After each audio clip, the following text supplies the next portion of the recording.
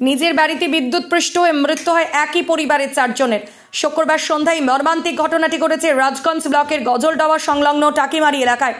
মৃতদের মধ্যে রয়েছে স্বামী স্ত্রী, তার ছেলে সহ তার এক ছোট্ট শিশু নাতি। এই ঘটনাকে দুঃখজনক বললেও খুব কম বলা হবে। পরিবার ও স্থানীয় সূত্রে জানা গিয়েছে, শুক্রবার সন্ধ্যা নাগাদ বাড়ির কর্তা মাঠ থেকে গৃহপালিত গরুগুলিকে ঘরে নিয়ে আসেন। সেই সময় একটি গরু ছটফট করতে থাকে, তা দেখি গরুর কাছে ছুটে যান বাড়ির কর্তা। এরপর একে একে বাড়ির অন্যান্য সদস্যরাও তার কাছে এগিয়ে গেলে সকলেই বিদ্যুৎপৃষ্ট হন। ভোরের আলো থানার পুলিশ এবং স্থানীয়দের সহযোগিতায় তড়িঘড়ি তাদের সকলকে হাসপাতালে নিয়ে গেলে কর্তব্যরত চিকিৎসক সকলকে মৃত বলে ঘোষণা করেন।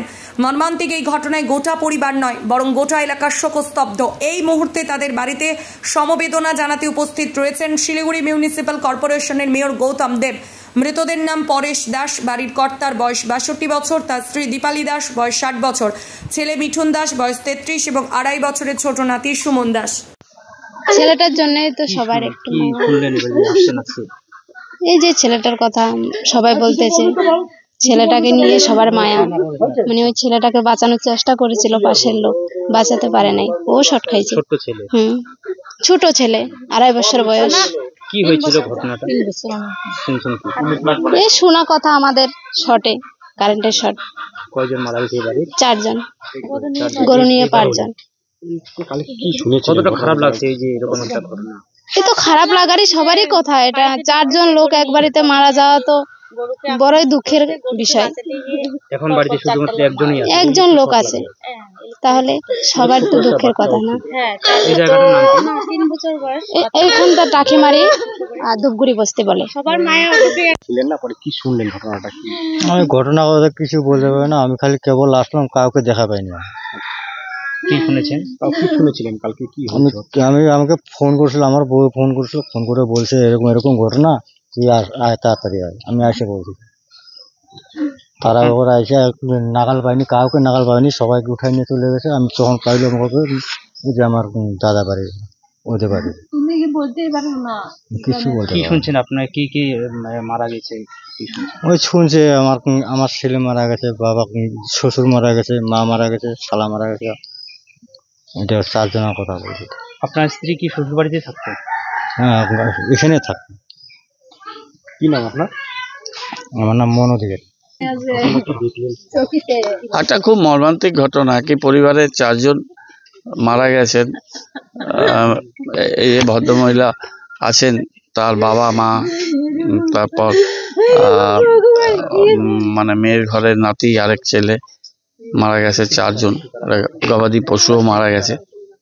ঘটনাটা আমরা জানি যে কি কারণে এই বিষয়টি হয়েছে। আমরা অত্যন্ত দুঃখিত, মর্মাহত।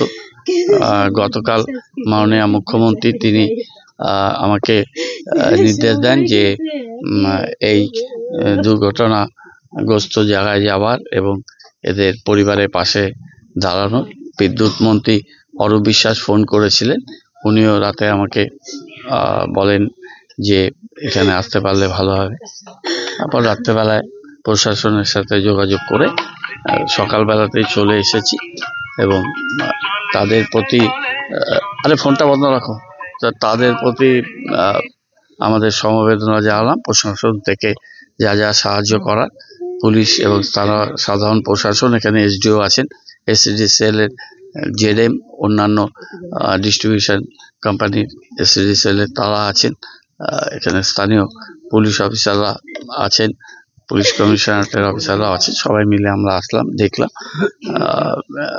এই পোস্টমর্টমের জন্য জলপাইগুড়িতে এনবিএমসি পাঠানো হয়েছে, সেখানে পোস্টমর্টম হবে এবং ওনার এই বাড়ি যিনি কর্তা ছিলেন তার এক ছেলে চেন্নাইতে থাকে, ও চেন্নাই থেকে আসছে, 2-2.5 নাগাদ হয়তো পৌঁছে যাবে। মেয়ে আছে, তার হাজবেন্ড আছে, তারা আছে, তাদের প্রতি সমবেদনা জানাই এবং তারা কিছু কথা বলেছেন, সেটা আমি মুখ্যমন্ত্রীর কাছে, মাননীয় মুখ্যমন্ত্রীর কাছে পৌঁছে দেবো। সেটা তো দেখতে পাচ্ছেন, এখানে দাঁড়িয়ে সেই কথা বলা মতো এখন পরিবেশ পরিস্থিতি নেই।